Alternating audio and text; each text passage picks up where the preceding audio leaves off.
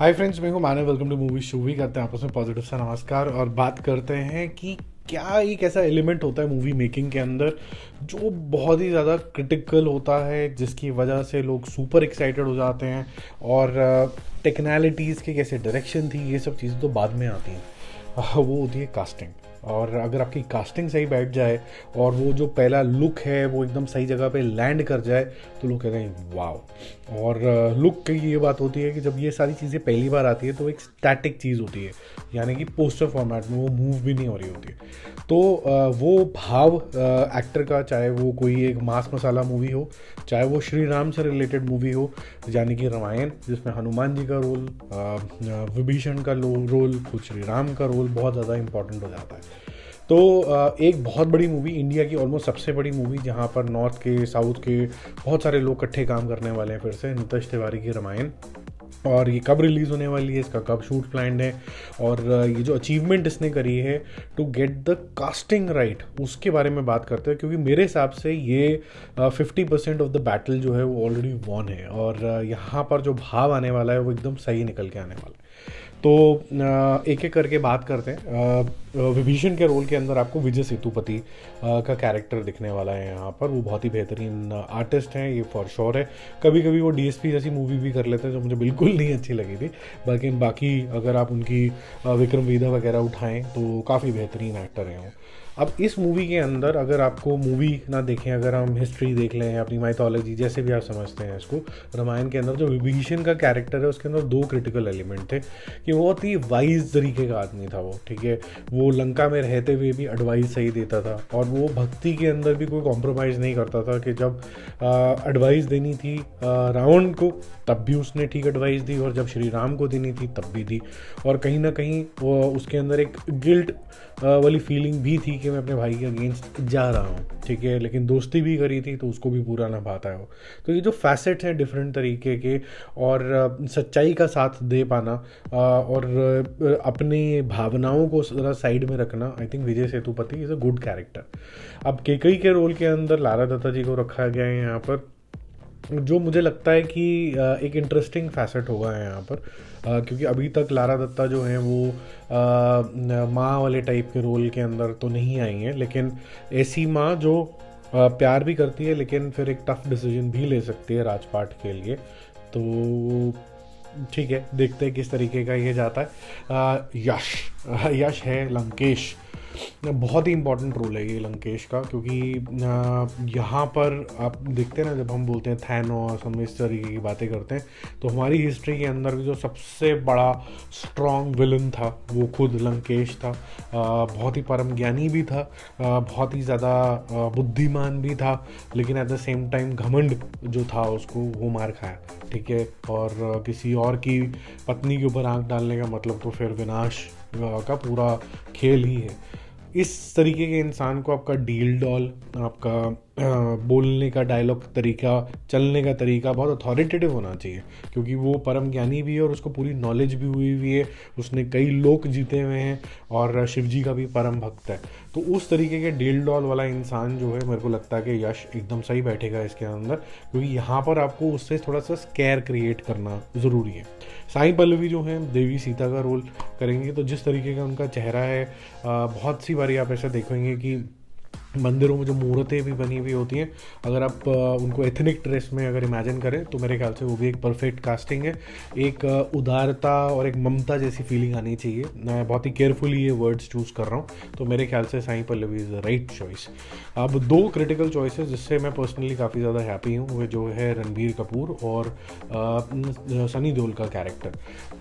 रणबीर कपूर का जो कैरेक्टर है वो श्री राम प्ले करने वाला है, ठीक है। और श्री राम के हमने कुछ फैसेट्स जो हैं वो मूर्तियों में, अपने आसपास मंदिरों में, कैलेंडर के अंदर, इससे पहले जो रामायण बनी थी 80s के अंदर वो, तो ये जो कैरेक्टर थे वो बहुत ही एक तेज था इनके चेहरे के अंदर, वो सुंदर एक प्राणी थे। तो आपको एक सुंदर प्राणी चाहिए था, तो उसके लिए रणबीर कपूर आई थिंक एक परफेक्ट कास्ट यहाँ पर बैठता है। जब हमने यही कैरेक्टर प्ले करते हुए देखा प्रभास को, there is no comparison, Prabhas is a great actor also, great fan following, but वो जो उनका रूप है वो मेरे ख्याल से कृष्ण जी के वाले रोल में ज़्यादा बैठता है, क्योंकि वो थोड़े सावले टाइप के कैरेक्टर में हमें समझाए गए हैं। ठीक है, अब वो एक्चुअली में इन भगवानों का क्या कलर था, कैसे वो दिखते थे, वो तो किसी को भी नहीं पता, बट जैसा जो फॉलो होता चला आ रहा है मैं उसके हिसाब से बात कर रहा हूँ। बात करते हैं सनी देओल की, तो सनी देओल के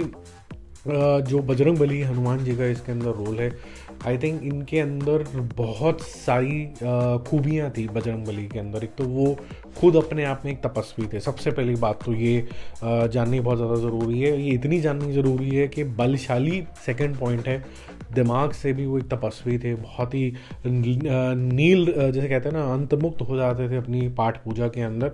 तो ज़्यादातर आप जो मूर्तियाँ देखोगे, आप कोई कैलेंडर में फ़ोटो देखोगे हनुमान जी की, सिर्फ दो तरीके की देखोगे।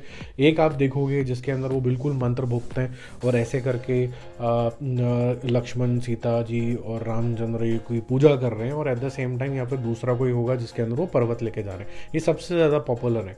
और या तीसरा आप देखेंगे तो वो कि वो एक तपस्वी की तरह एक लीन है एक अपनी पूजा के अंदर। आप चौथा कोई और उनका प्रचंड रूप, ये रूप कोई नहीं देखते हो जनरली, बहुत कम रेयरली आपको दिखता है। तो एक सॉफ्टनेस भी चाहिए, एक हल्का सा एग्रेशन भी चाहिए, एक तेज भी चाहिए, जो मुझे ऐसा लगता है कि सनी देओल यहाँ पर ला सकते हैं। और जो आज की जनरेशन है शायद उनको सिर्फ चीखते चिल्लाने वाले रोल में ही शायद समझा होगा, क्योंकि गदर आई है अभी, गदर 2 आई, जो कि मुझे बहुत अच्छी लगी थी। अब जिसको नहीं अच्छी लगी तो वो भाड़ में जा सकता है, क्योंकि हर एक की अपनी अपनी चॉइसेस होती हैं, वो इम्पोज करने लग जाते हैं। आपको नहीं अच्छी लगी, थैंक यू वेरी मच, लेकिन किसी को भी गटर बोल देना, ये बोल देना, वो बोल देना, वो सब मेरे को बहुत, ये चीज़ें मुझे बहुत ज़्यादा पिंच होती हैं। तो ये बिल्कुल भी साइड में रखना चाहिए। आपको बोलना चाहिए कि मुझे बिल्कुल पसंद नहीं आएगा, तो बहुत अच्छी बात है जी, नहीं पसंद आई कोई बात नहीं, लेकिन ये जो नामों से बुलाने का मतलब है कि आप एक कमज़ोर इंसान हो, आपको नाम देने की ज़रूरत पड़ रही है। तो ये जो बलशाली इंसान है जो सनी देओल है, उसके अंदर उदारता, शक्ति और तपस्वियन, तीनों का जो मिश्रण होगा वो आई थिंक बहुत ज़्यादा ज़रूरी है। एक फर्स्ट लुक से ही आप अगर आप इमेजिन कर पाते हो इन किरदारों को, तो आपको ऐसा लगता है कि यार ये ठीक डायरेक्शन के अंदर जा रही है। अब आप नोटिस करिए कि ये बातें मैं क्यों कर रहा हूँ। ये बातें मैं इसलिए कर रहा हूँ क्योंकि जब इससे पहले आदि पुरुष आई थी, तो हर कैरेक्टर को लेके प्रॉब्लम थी कि यार ये रामचंद्र क्यों बना दिए, ये सीता क्यों बना दी, ये तो लक्ष्मण लग ही नहीं रहे, ये तो हनुमान लग ही नहीं रहे, ये कैसा लंकेश है, ये तो वो है, ये तो वो है, तो ये तो है, वो तो है, कि डायरेक्शन के अंदर वो इतनी नेगेटिव में चला गया। और उसके बाद फिर वो जो भी कार्टून टाइप की चीज़ें हो गई कि वो कहीं पर भी लैंड ढंग से किया नहीं। लेकिन अगर आपकी कास्टिंग सही हो जाती है, जिसके अंदर आप कुछ वो रिफ्लेक्शन देखना शुरू कर देते हो जिससे आप भगवान से एसोसिएट सबसे ज़्यादा होते हो, तो half of the battle is done for a mythological historical movie, so to say. तो मेरे समझ के हिसाब से ये मूवी इमीडिएटली जब मार्च में 2024 में चली जाएगी, और दिवाली के आसपास इसकी कोई फर्स्ट लुक भी आएगी इसी साल, और 2025 के अंदर दिवाली के अंदर ये रिलीज़ होगी। तो लोगों को मेरे ख्याल से ये सब कुछ बहुत ज़्यादा पसंद आने वाला है।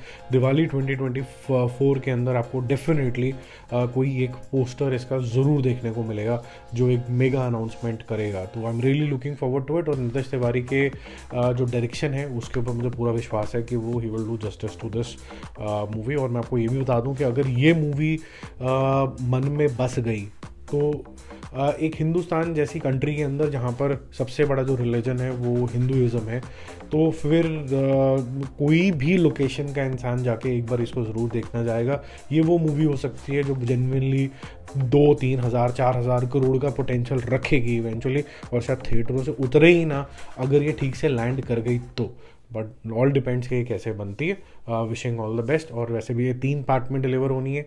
एक पहला पार्ट आ रहा है अभी, तो उसके बाद फिर दूसरा तीसरा भी आएगा। अच्छी चीज़ ये है कि इसको बहुत ज़्यादा समय नहीं लगाया जा रहा है इसको बनाने में। 3 पार्ट में डिवाइड कर दिया गया, टक टक टक टक करके 3 पार्ट में फटाफट से रिलीज़ हो जाएगी, और जो कि मेरे ख्याल से अच्छी चीज़ है। और पहला पार्ट अगर लोगों तक लैंड करा तब सेकेंड और थर्ड बनेगा।